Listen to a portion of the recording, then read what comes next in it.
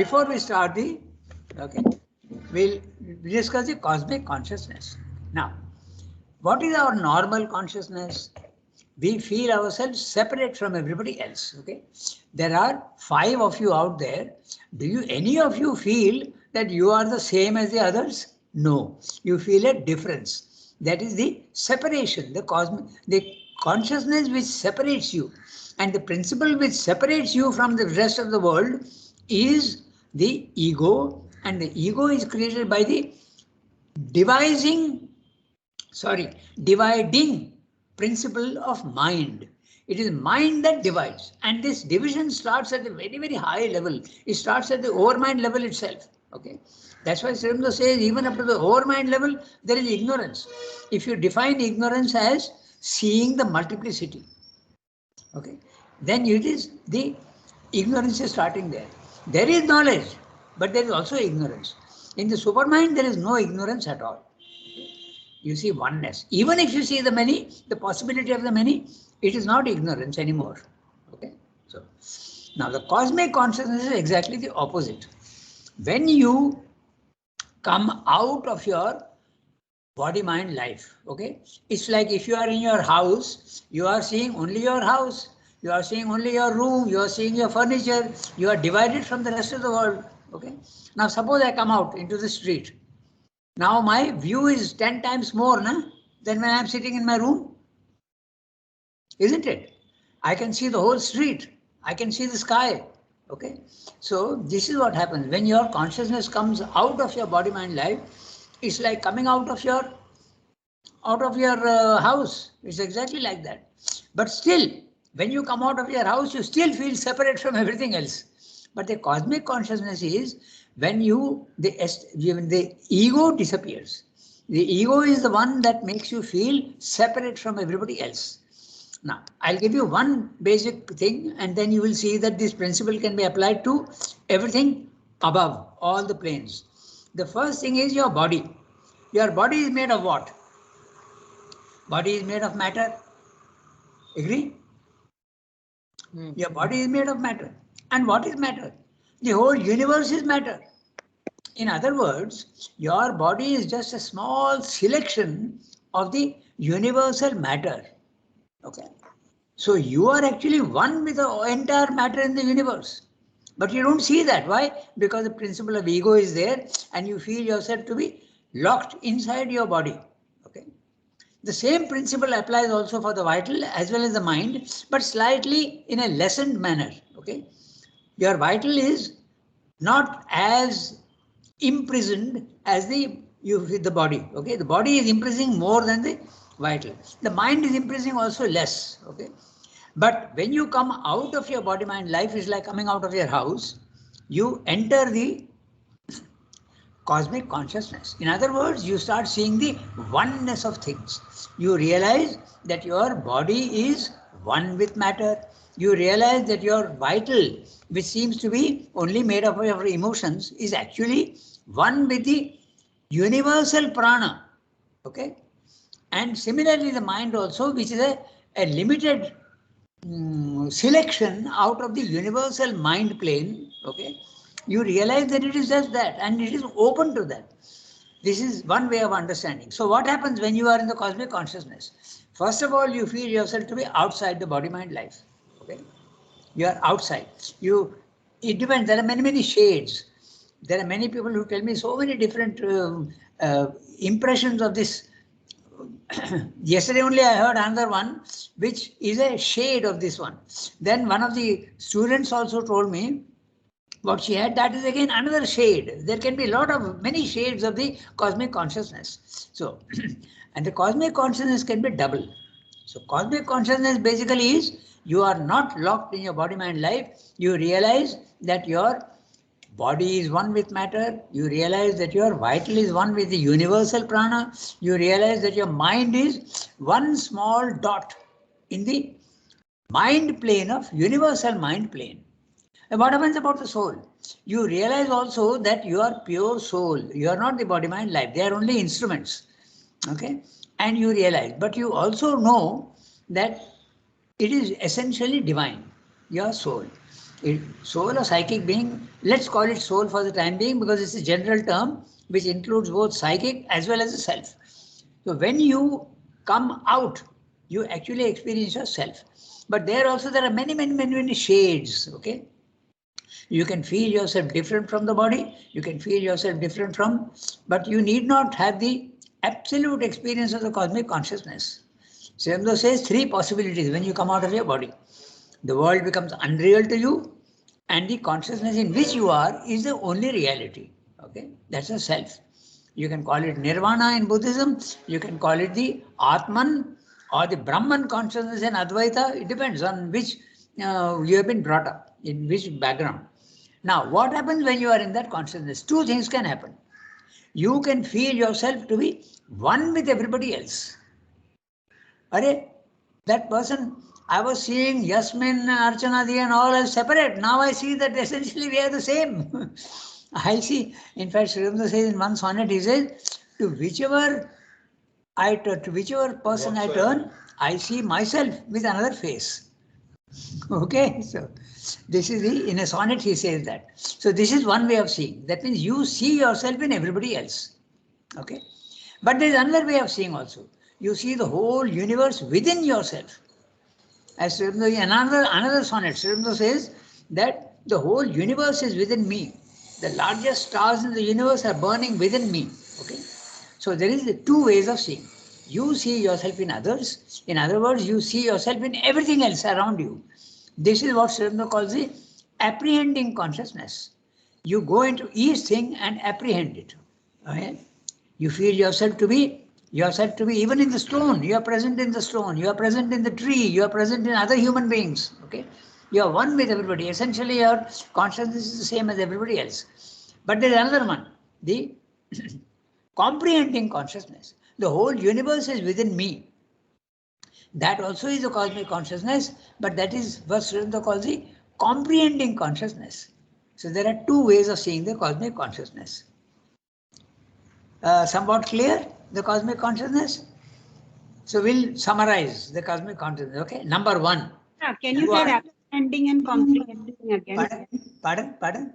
Can you tell apprehensive and comprehensive again? Oh, apprehending and comprehending. Apprehending is when you see yourself in everything which you thought was outside you. Okay. I see myself in Gitanjali, I see myself in Archanadi, I see myself in Sunki, I see myself in Yasmin. Okay? Arey, we are the same. The consciousness is the same. That's the apprehending consciousness. You see yourself in everything around you. Okay? Individually. Okay? That's the apprehending consciousness. But the other one is comprehending. That means the whole universe is within you. Okay? You comprehend everything else. The perfect image for that is the Sri Krishna's mouth. Okay, Yashoda, he is eating mud, and Yashoda tells, "What the hell are you doing? Open your mouth. I want to see what you are eating." And she sees the whole universe in his mouth. There is the symbol again, Shilpa, another symbol. Okay, so these symbols, all the truth of all our scriptures are all symbols. You mustn't think them to be absolutely a fact. Okay. This is the whole problem with our ministers and judges. The other day, even one judge said that peacock reproduces itself without sex, which is absolute nonsense. And another minister in Assam, he said, "Oh, we knew all about the internet long ago." Why? Because Sanjay is sitting here, very far away from Kurukshetra, and he is describing everything that he's seeing. The internet was there. So that also is a symbol. You are in a cosmic consciousness and you know what's happening everywhere else. Okay, so you must think all our scriptures are all symbols. Okay, that's the whole thing. This is something that the Western people don't understand at all.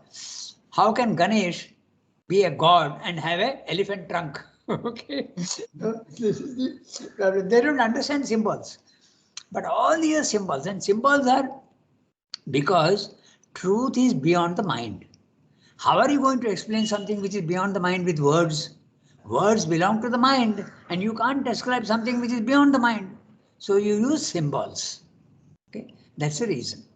And even when you see visions, okay, it comes in symbols. That's the interesting part. Okay. And everything in the physical world is a symbol. Okay. The sea is a symbol of infinity. The sun is a symbol of the supermind. Okay. Everything in the physical world is a symbol. And these symbols are used for spiritual experience. Okay. So the cosmic consciousness is somewhat clear. We'll summarize. Okay. Number one, you don't feel yourself to the body, mind, life anymore. Like we do now. Now we feel, I am this body. Okay.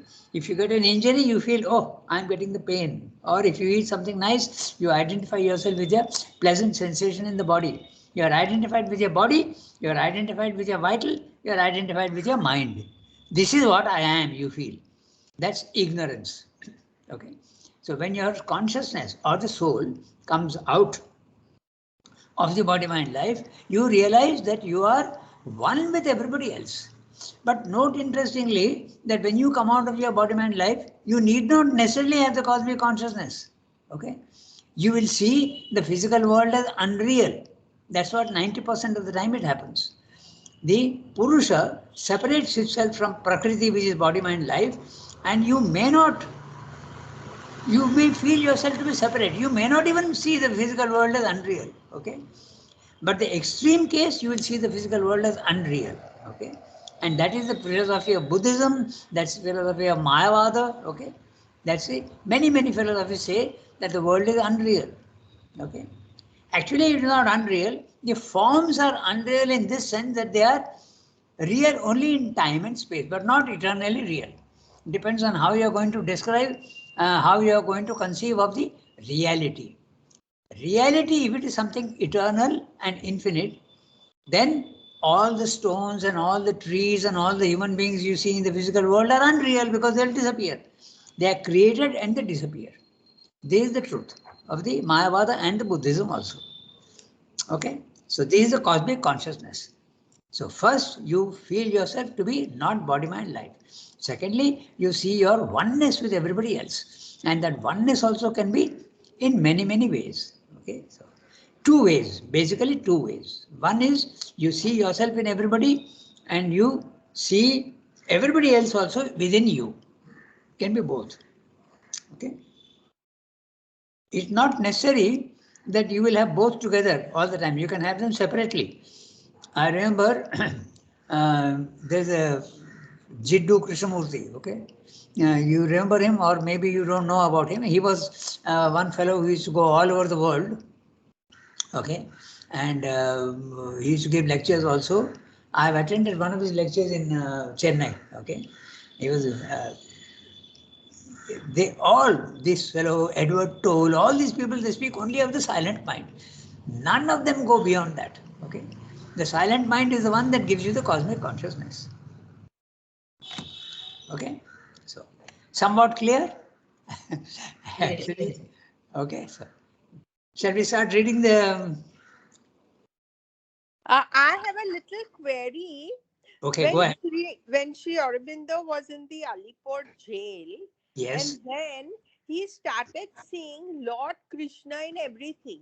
In Yes. the tree, in the jailer, in That's right. Justice Beechcroft. That's right. So had he got cosmic consciousness at that time? Or? Absolutely. Absolutely. Because he is also identified with Sri Krishna. Okay. So that is another variation that can happen. Okay. You are seeing Sri Krishna in everybody, but whether he was seeing Sri Krishna as himself, there is no record. Okay. So that's another variation. But that's cosmic consciousness, no doubt. You see the divine presence everywhere. But you can also see yourself in everybody else. That also is possible. If you refer to some of the sonnets, you will see that very clearly. So, Yasmin, yes, definitely it was a cosmic consciousness. And that's the reason why he is seeing Sri Krishna in the judge, he is seeing in the prosecutor, he is seeing in his own lawyer. So he stopped giving instructions. He says, after that, what am I to do? Am I going to instruct the divine what to do with me? So he stopped giving instructions to his lawyer, who was Chittaranjan Das. No? Okay. Actually, we have described, but always some doubts can remain. Okay, some questions can come up.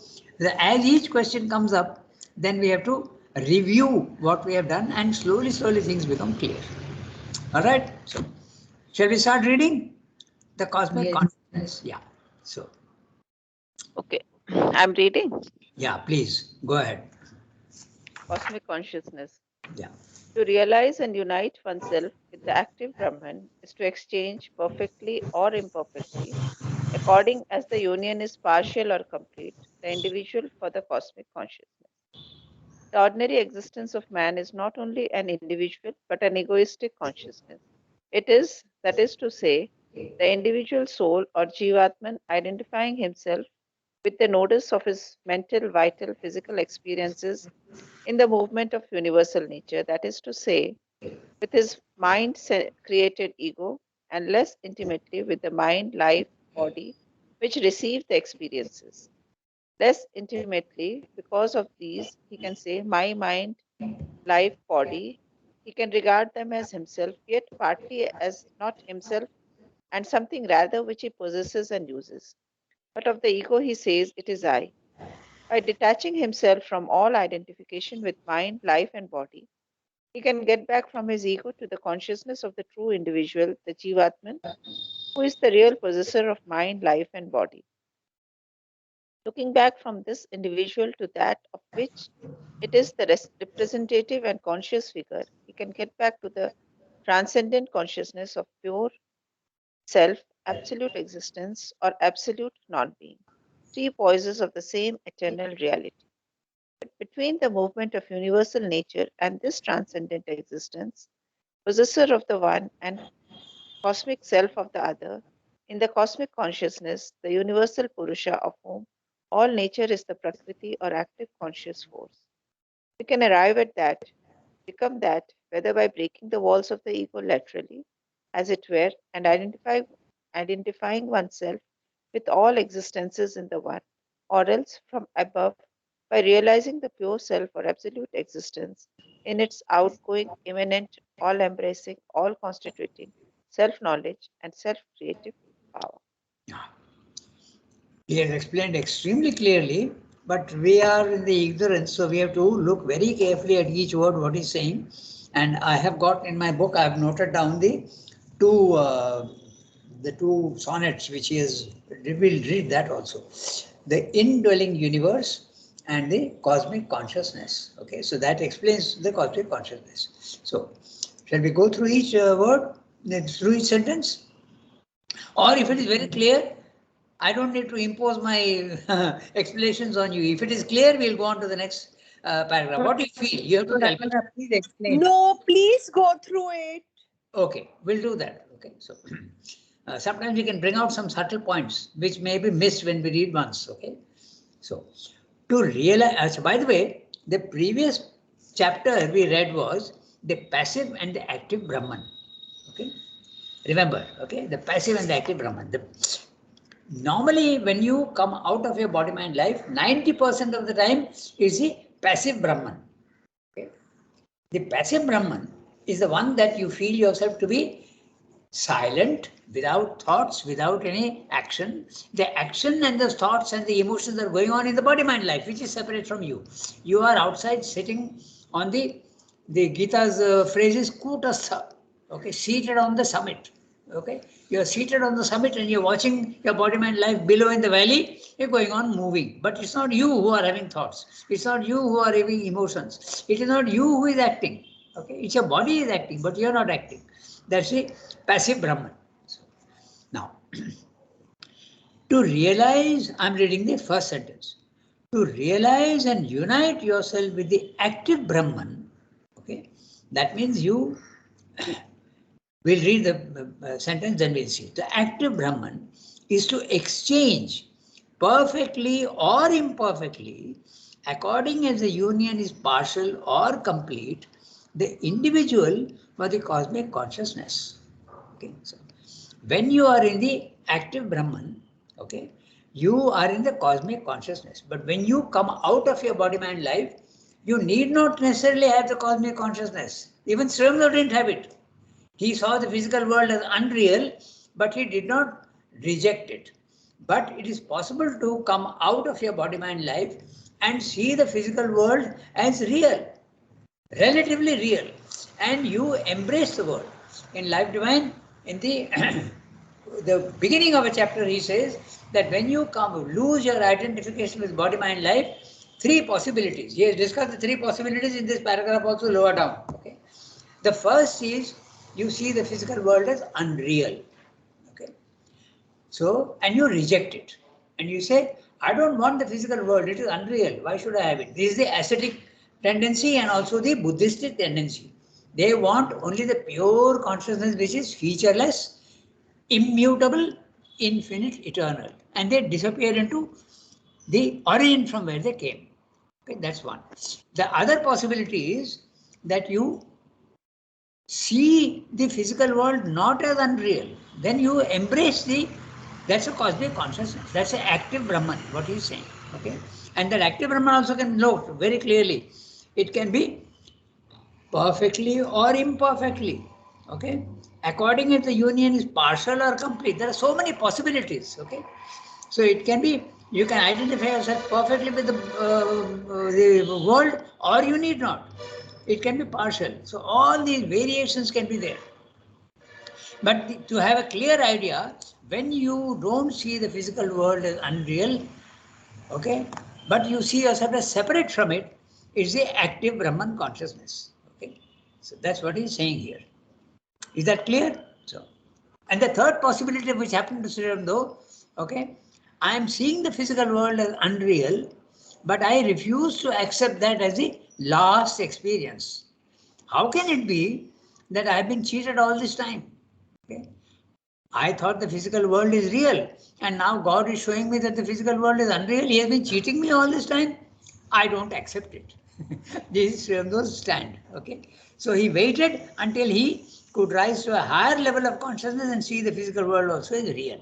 Okay. So three possibilities. So if you, I am just referring to this our Sadguru. Okay, he never rejected the physical world, because when he went out of his body, he was experiencing tremendous ananda. And in all his talks, he says, you don't reject the physical world to go somewhere else. When you go somewhere else, how will you? He puts it in that interesting way. He says, how will you enjoy ice cream? How will you enjoy?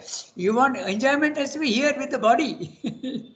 So that is what the cosmic consciousness is. Okay, so it depends on what you are experiencing. Partial, complete, this way, that way. There can be so many variations. So Srimad is saying that when you lose your identification body, mind, life, perfectly or imperfectly, is it? And identify yourself with the individual means your egoistic consciousness for the cosmic consciousness. Okay, you lose your ego and you feel yourself to be one with the cosmos. I read the second sentence. The ordinary existence of man is not only an individual but an egoistic consciousness. So there are two things there: the ego and the individual. Okay, so. The ego is that which makes you feel separate from everybody else. I keep stressing this to all the student children in the school. Don't think that egoism is sense of superiority, sense of putting down the others, sense of feeling that you are great and others are not. Those are consequences of the ego. They are not the ego. The ego is that which makes you feel separate from everybody else. It has got consequences. Don't mix up ego and egoism and consequences. Okay, so the egoistic consciousness is that. But when you lose your ego, have you lost your individuality? No. So what is that individuality? Okay, to get that idea again, I usually give you the idea of the image. Again, a symbol. Shilpa. Again, another symbol. Take a grain of salt. Okay. A grain of salt has got color, shape, size, weight. It's got features. That's what you are. You have got a body, you have got a vital, you are either generous or you are miserly or you are very intelligent or you are dull. These are the features. Okay, like the salt has got features. Now, put that salt in water. What happens? It will dilute. That is the cosmic consciousness. But has the salt disappeared? No. Now the salt is there everywhere. Ah. So that is the cosmic consciousness. Your consciousness has lost its individuality. It has lost its ego, but the individuality is cosmic. Okay, that's what Srimad calls the true individuality. Like water, H2O, hydrogen and oxygen, they are two separate elements, but when they combine, they make water, but they have the separate identification. That symbol is something else again, but here we are discussing the cosmic consciousness. So the individual, okay, and the one that loses its egoism is still the true individual. Okay, so that's what is saying. The ordinary existence of man is not only an individual, but an egoistic consciousness. You are individual as well as ego. Okay, if you lose your ego, the individuality does not disappear. I'll put it in another way. I am experiencing the cosmic consciousness. Who is that I? I am not in the body anymore. I feel myself to be everywhere else, but it is still I. I am experiencing the cosmic consciousness. So who is experiencing? The true individual. Okay. So there is a difference between true individuality and the ego. Okay. But there is a possible, that's what the Buddhists also say, that even the sense of I am experiencing disappears. You become the cosmos. There is no more even individuality. That's the absolute. Okay, that also can happen. All right. So the ordinary existence of man is not only an individual but an egoistic consciousness. It is, that is to say, the individual soul or Jivatman identifying himself with the nodus of his mental, vital, physical experiences in the movement of universal nature. Okay, with his mind-created ego, and less intimately with the mind, life, and body which receive the experiences. Okay, so you can identify yourself either with the mind, life, body, or you can identify yourself with your ego. Okay, but that is still the ignorance only.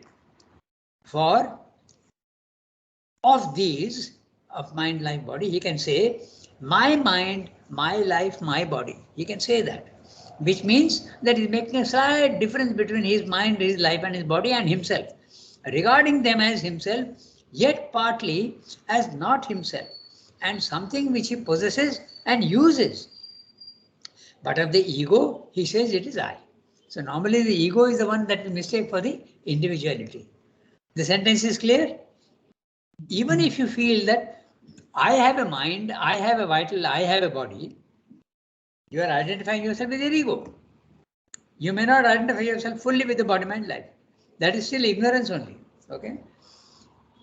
By detaching himself from all identification, note the word all identification with mind, life, and body, he can get back from his ego to the consciousness of the true individual.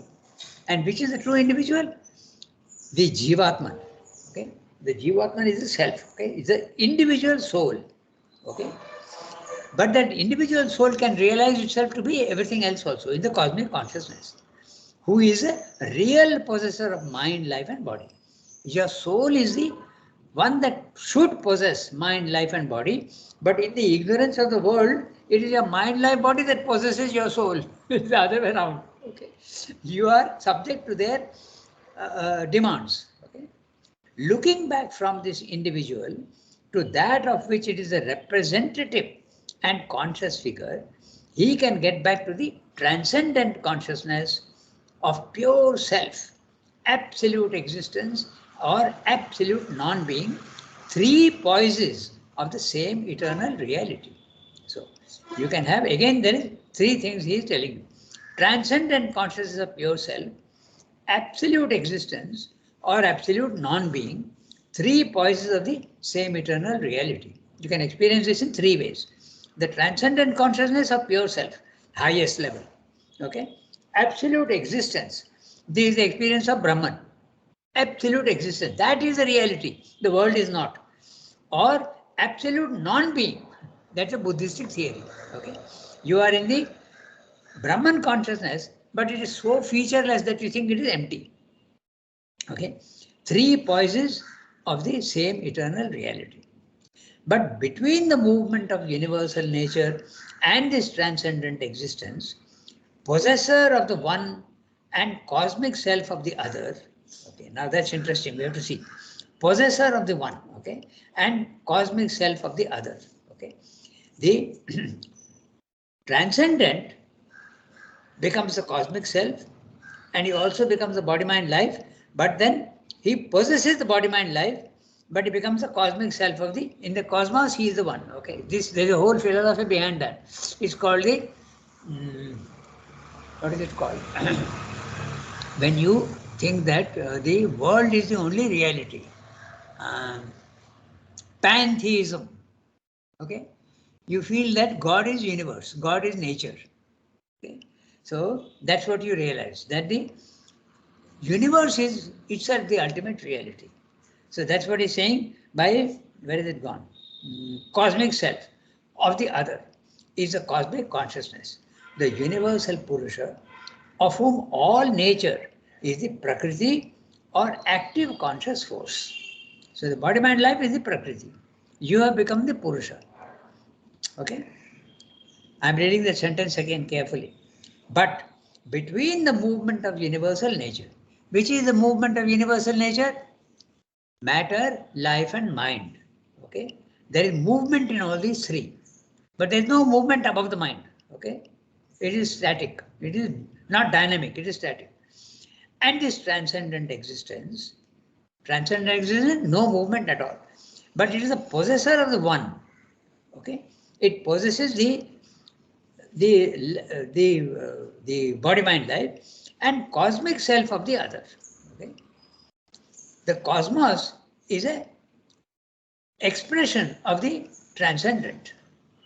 So the three levels are, again, we come back to that same thing, the transcendent consciousness, the cosmic consciousness and the individual consciousness.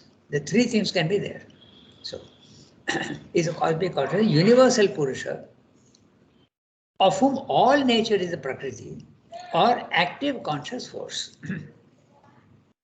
Okay. When you are in the highest level of consciousness, you realize that the world is not something separate from you. It is your own active conscious force. We can arrive at that, become that, whether by breaking the walls of the ego laterally, as it were, identifying oneself with all existence is the one, or else from above, by realizing the pure self or absolute existence in its outgoing, immanent, all-embracing, all-constituting self-knowledge and self-creative power. Each word is important, then we understand what he's saying. He's saying that you can break out of your ego consciousness in two ways. One is laterally, that means horizontally. You go deep into yourself, not above. Okay? And you go above. When you go deep into yourself, normally we use the image, I think I've mentioned that earlier also, of a house.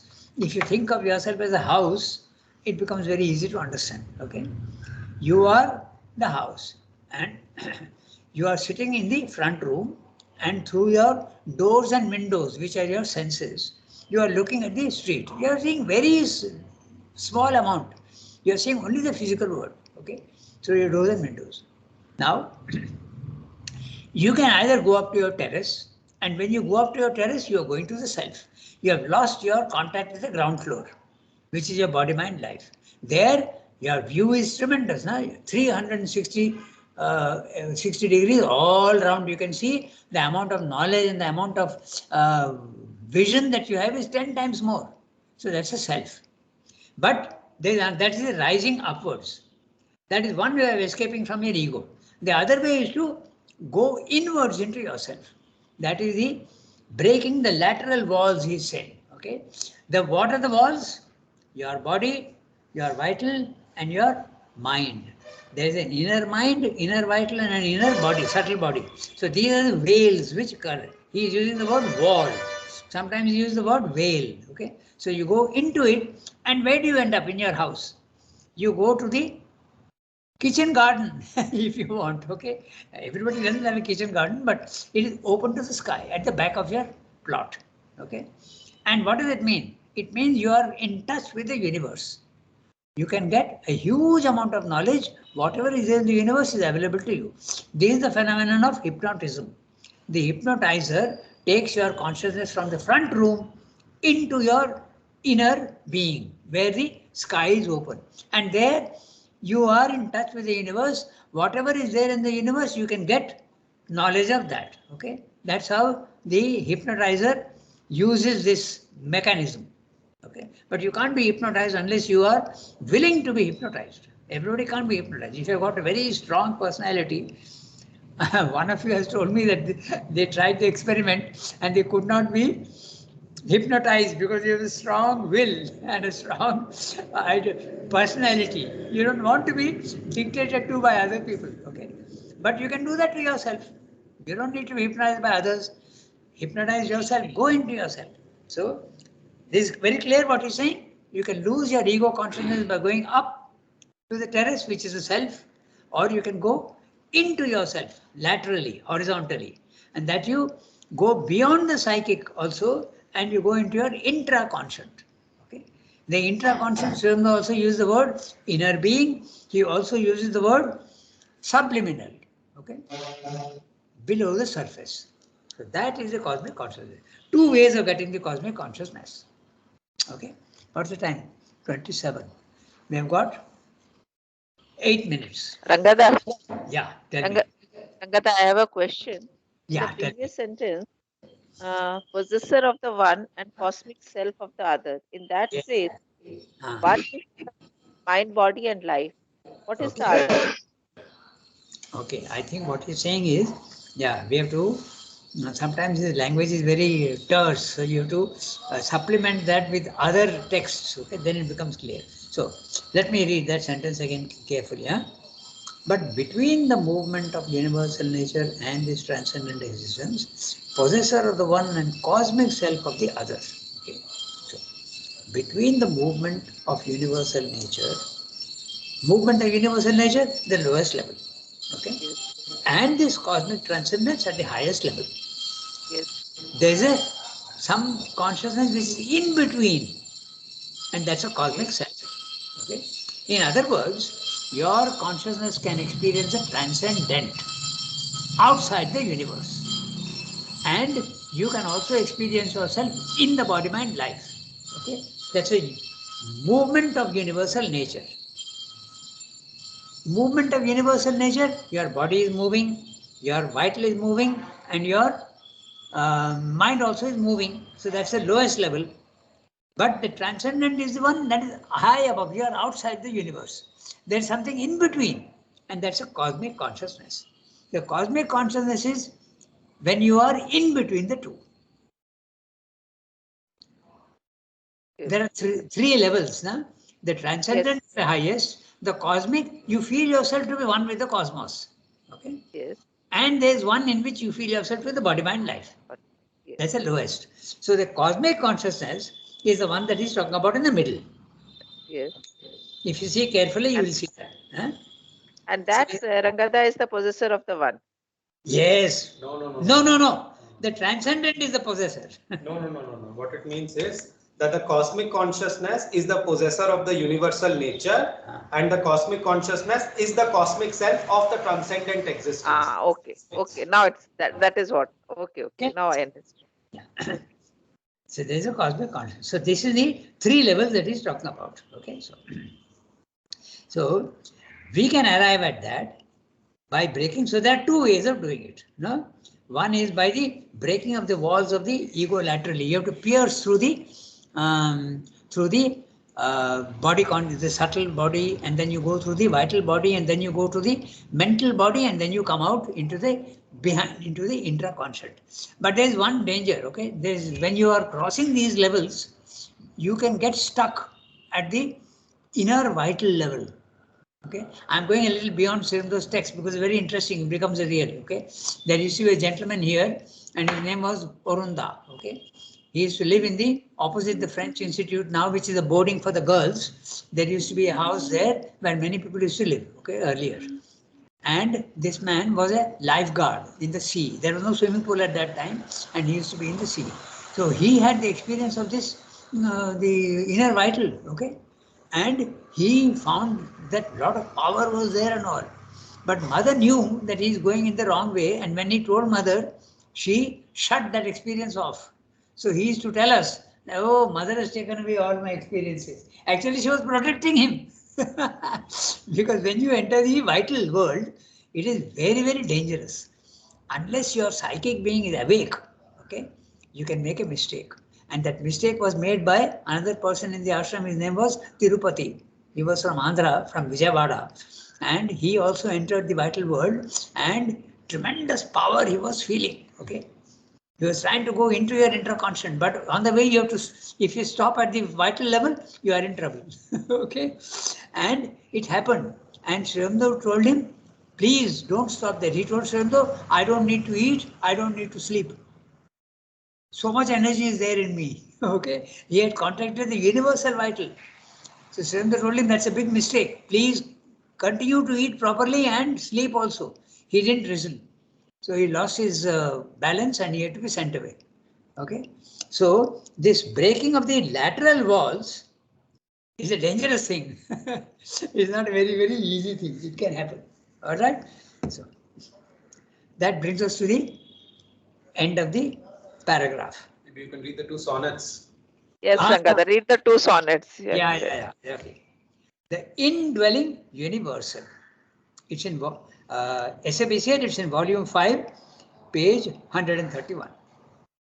Sri Aurobindo is saying, I contain the whole world in my soul's embrace. In me, Arcturus and Belphegor burn. To whatsoever living form I turn, I see my own body with another face. All eyes that look on me are my soul eyes. The one heart that beats within all breasts is mine. The world's happiness flows through me like wine. Its million sorrows are my agonies. Yet all its acts are only waves that pass upon my surface. Okay?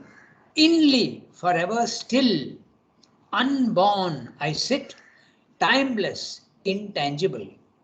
All things are shadows in my tranquil glass. My vast transcendence holds the cosmic world. I am hid in it as in the sea a pearl. Pearl, okay. What is it called? Moti. Yeah, okay. That's one. The other one is a cosmic consciousness. Okay? Now this is the other one. This one is a apprehending consciousness, what we read just now. He's seeing himself everywhere and everybody else. The other one, I have wrapped the wide world in my wider self. And time and space, my spirit's seeing are. Okay? I am the god and demon, ghost and elf. I am the wind's speed and the blazing star. All nature is the nursling of my care. I am its struggle and its eternal rest. The world's joy, thrilling, runs through me. I bear the sorrow of millions in my lonely breast. I have learned a close identity with all, yet am by nothing bound that I become. Carrying in me the universe's call, I mount to my imperishable home. I pass beyond time and life on measureless wings, yet still am one with born and unborn things. So these are the 2 cosmic consciousnesses. Okay, they are there in the SABCL. Also, they are there in the CWSA, his sonnets. One is called the indwelling universal, and the other is the cosmic consciousness. There are many sonnets which explain this consciousness. Okay, so the cosmic consciousness is somewhat clear. Okay, basically you feel yourself to be everywhere. You are not bound in your body mind life. Okay, and there can be many, many shades of that. Okay, we stop here. Merci beaucoup. Okay, Yasmin, Archana ji, Thank you, Sumki. Rangada. Thank you. Good morning. Yeah. Good morning and Oro to everybody.